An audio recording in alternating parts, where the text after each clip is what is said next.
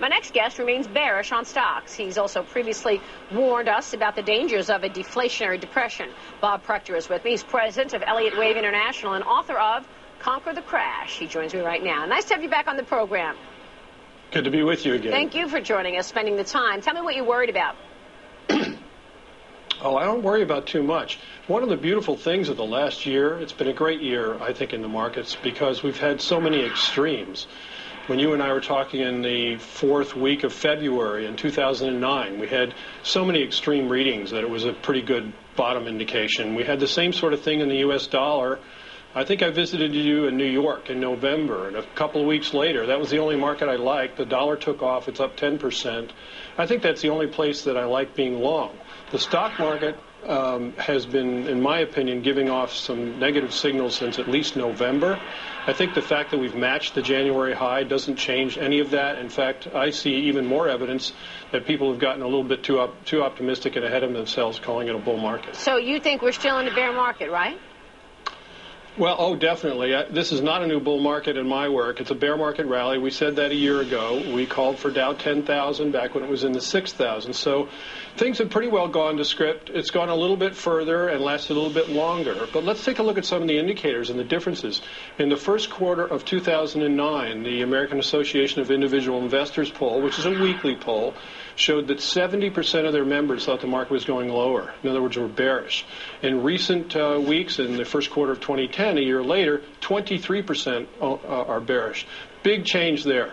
We look at some numbers that you and I talked about in late February of 2009, the Daily Sentiment Index, which is put out by TradeFutures.com. It's more sensitive. It's a daily poll, showed that only 3% of people were bullish back at that low. And lately we've seen readings for the past few months between the low 80s and the low 90s. In other words, a complete change again. We don't want to look at just polls. We want to look at what people are doing. So we also keep an indicator, a number of indicators on what people are doing. One of them is the Cboe equity put call ratio. The 10-day average there is at 0.51. That means in recent weeks, people have been buying calls or trading calls at a volume twice as high as they've been trading the puts. And a year ago, it was an even number. So people have gotten so excited, they've even pushed the dividend yield, which is not exactly good, but somewhat respectable a year ago at 4.7% on the Dow, down to 2.6%.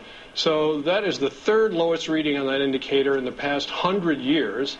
The last two times were 2000 top and 2007 top. All right, well, let's talk about These are not the kind of readings that I would want to buy stocks. Okay, so what do I do then in terms of preserving what I have, keeping it, and making money in this market? How would you recommend looking at this market over the next year or two?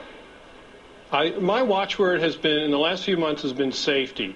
A year ago, people were too afraid to buy stocks, and now they've gone up so much they seem to love them. That's the classic cycle in the market. As far as I'm concerned, what you should be doing is putting your money into the safest possible instruments right now. The dollar's even going in your favor, so cash is working out really, really well.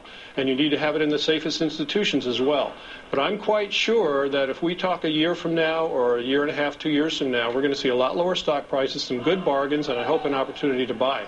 How do you feel about the international markets as they relate to commodities? I mean, the commodities play has also been something that people have made a lot of money on over the last year, certainly, and part of the reason is this demand or the expectation of demand increasing from places like China and other emerging markets. Would you put money in gold? Would you put money in oil?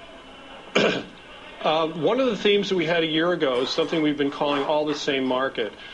People have caught on to that, but ever since the first quarter of 2009, virtually everything has been rallying. So you've had the stock market rally, you've had a lot of commodities rally. The stock market looks to me as if it's making a double top against January.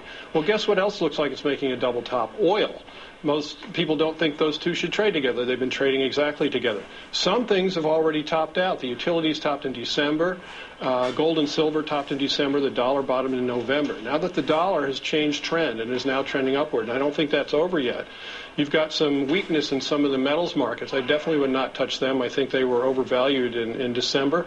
And that was another one of the extremes that we talked about, because that indicator got to only 3% bears. 97% of the traders were bullish on gold heading into that peak.